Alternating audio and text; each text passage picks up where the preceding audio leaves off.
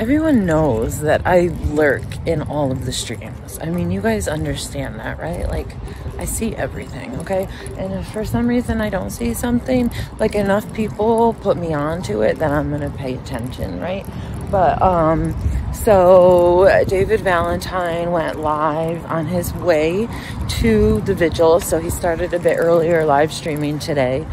He was talking about Mike. And he was talking about, okay, if there's anyone here who doesn't know this, so when I say Mike, some people call him Blue Mike, some other things, but I'm not going to refer to him that way. So Mike, okay? Mike had been assaulted. Now, I just realized, I thought it was 3 days ago when... We'll get to it when I had this conversation, but I just found out a few minutes ago it was the day before Halloween that he was assaulted. So that's been 6 days, right? So I don't know the exact situation other than what I've heard, you know, Flopper and David Valentine and stuff talk about on streams.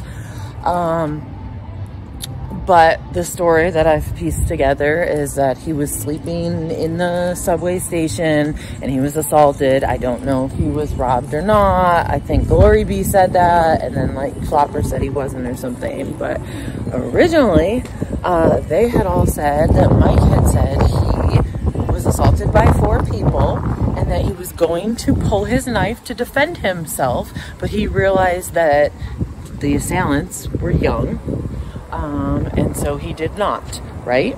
So anyway, Mike was assaulted. So David goes live today and he talks about how Mike is sleeping a lot and his speech is really slurred. So his speech is slurred.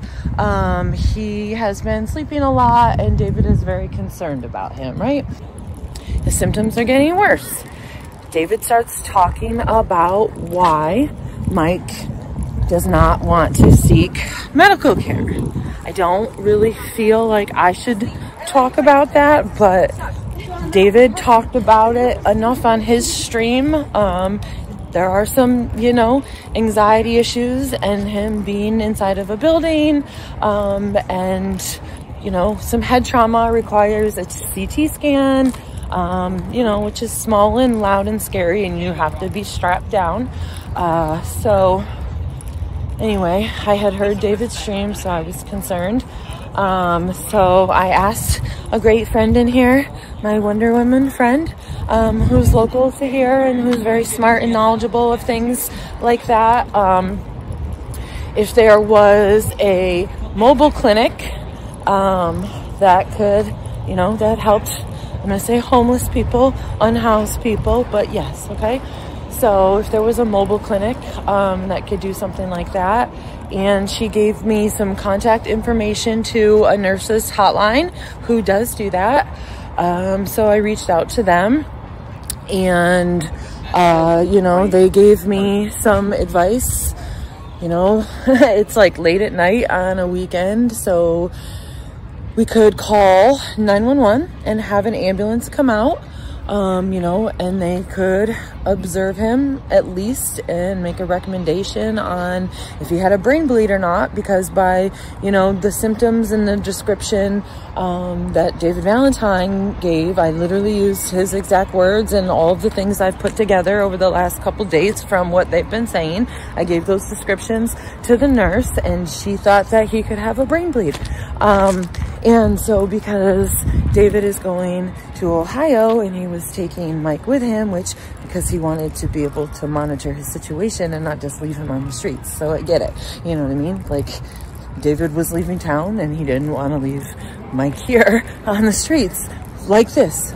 So he was going to take him with him. But the thing is, like with a brain bleed, he could die tonight, you know, in a few hours, tomorrow, you know, so it's pretty serious. So I went down to the Vigil, not live streaming, nothing like that.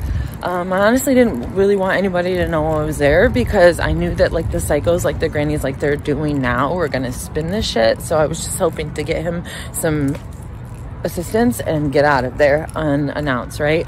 But so as I come down, into the vigil. The first person I see is David Valentine. And, you know, I put my arms up and waved, and he came up, and then he realized it was me, and I was like, I mean no harm. And I explained the situation about Mike and wanting to get him some help because he may have a brain bleed and it's pretty serious. And Sherry came up, and, you know, I thought she was going to be mad at first too, and she was not. She was very nice. David and Sherry were very, very, very, very, very nice to me. I swear to God, they were so fucking nice to me. Okay, so I talked about, you know, my own issues with anxiety. I do have like agoraphobia. Like I get the shit, right? So I told them that we could have an ambulance come. You know, Mike was sitting right there. I didn't realize when I started talking about it, so he heard, you know, everything. And then, you know, I approached him and talked to him more, and just kind of tried to break down, you know, the specifics of what he's anxious about, because I like get a lot of CT scans, to be honest. I see a neurologist a lot, so like I know the process. So I kind of explained it to him, and, you know, walked him through how I like my anxiety coping techniques, I guess, to get through CT scans and MRIs and stuff like that. And so he wanted to pray on it. So I gave him some time. I went back up the street, and David and Sherry talked to him for some time, and, you know, and then they came and got me and said that Mike did agree to have the ambulance come, so I called 911. So the ambulance came, and we had them come down the street, like, so that it wasn't all up, you know, in everybody's business at the vigil, because Mike doesn't like to be on camera. And again, I didn't want to talk about any of this, but David already talked about it, and it's just everybody's acting crazy, and Mike is on the streets right now, and I'm concerned about him. So we're gonna put this out there and find a way to deal with it. So anyway, the ambulance comes. Sherry goes on the ambulance with him. Sherry was great. She sat in there with him the entire time. You know, I stayed down the street, so I don't know exactly what was going on. And then he was advised that it probably was a brain bleed and that he should go to the hospital. So David was trying to get him to go to the hospital. Sherry, you know, was trying to convince him to go to the hospital. I know David was trying really hard. I was watching this whole time. I'm a lurker. And Mike doesn't want to go. So last I knew, David is gonna make some calls and try to work something out. We kind of have to like put our minds together on this situation. I mean, maybe like everybody be like, oh, she's overreacting, you know, and it'll just go away and he'll be fine. Maybe God will heal him. I don't know, but maybe not. And I'm not even looking at the chat right now because I'm trying to just like get all of this out there. Like David is really working. Like David's supposed to go back to like the Trump thing, and he's literally just not willing to leave the street because he doesn't want to leave Mike there. So regardless of anything else, I think that's pretty cool. So what do we do, folks?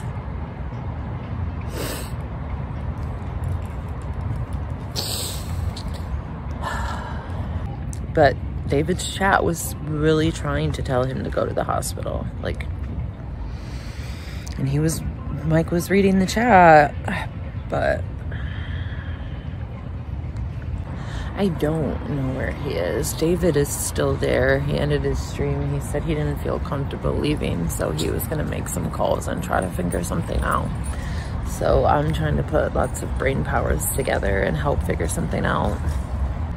I kind of wish he could at least like stay with Sherry and Chud for the night. Like they're staying in D.C, right? So, Sherry was sticking up for me in David's chat. And people were like acting like Sherry wasn't there. You know what I mean?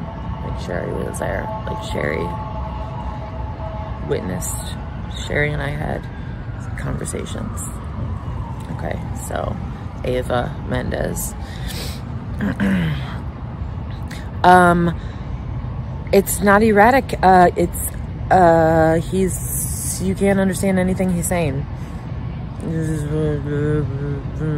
And I'm not making fun of him. Like, I'm trying to make you guys understand. You can't understand what he's saying. His speech is bad, but David said that Mike is aware that it's bad, so at least it's not normal to him, and he's aware of that. His face is not bruised or anything. I can't speak on his jaw. I don't know if his jaw and the pain is what's making it difficult for him to speak, or if it's a brain injury.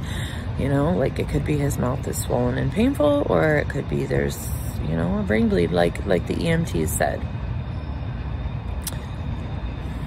He didn't refuse treatment. He was evaluated and everything, but like, he has to have like a scan, a CT scan or an MRI, and you can't do that in an ambulance. So like, he didn't want to go to the hospital. He went as far as having all the things done to going to the hospital, which he doesn't want to do. And David tried to convince him, and 300 people in the chat tried to convince him, and Sherry tried to convince him.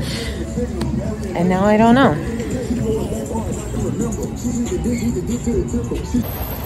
They believe he was seen by an ambulance. They believe he has a brain bleed. Sherry and David Valentine were very, very nice to me, and they got Mike to agree to let me call 911 and have an ambulance come observe him, and they believe he has a brain bleed and should go to the hospital, but Mike has really bad anxiety and doesn't want to go. And now David's trying to make arrangements, but we don't know what's gonna happen. The Chuds are being very good to him. I'll say that, and I'll say Sherry and David were very, very nice to me. So, although I think I saw Mags. Not that he was like mean. I don't even know if he noticed me or anything. It's not like we did whatever, but I think I saw him drive by. Well, I don't know. I don't know the whole situation, but according to Mike, it was inside like the subway station. So I imagine there's some type of video footage or something. I'm assuming that David is willing to sit in the hospital with him for as long as it takes. I'm fairly confident that David's willing to do that. I don't know if there's a better option that would make it, you know, Mike feel more comfortable. I don't know. Maybe Sherry, because Sherry like has a medical background. I don't think that they were at a hospital. They stopped where Mike was going to sleep for the night, but David didn't want to leave him. So David was planning on going back to Ohio tomorrow, but he doesn't feel comfortable leaving Mike. So when he ended his stream, he was going to try to make some calls and figure something out. I mean, I don't know, but just my opinion is I think Sherry would be helpful with this. Sherry sat in the ambulance with him, and Sherry has a medical background, and, you know, Sherry has the more, you know, excuse me, but a female nurturing touch. And I don't mean that in a creepy way. I mean that in a motherly way. I think that he trusts her.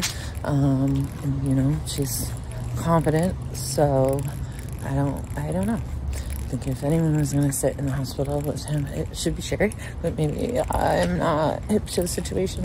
I don't know. Sherry did stick up for me in Valentine's chat. I'll say that. David Valentine, and Sherry were very, very nice to me, which I did not expect. But it happened. So I'm trying to not be a negative Nancy today. It's a night of peace. Okay? Well, I mean, what we see is not all that these people are. Oomph, you know? She is a mother. Maybe a grandmother, I don't know. But who knows how much interaction he gets like that. I don't know. Okay. Bye, folks. Be good to yourself.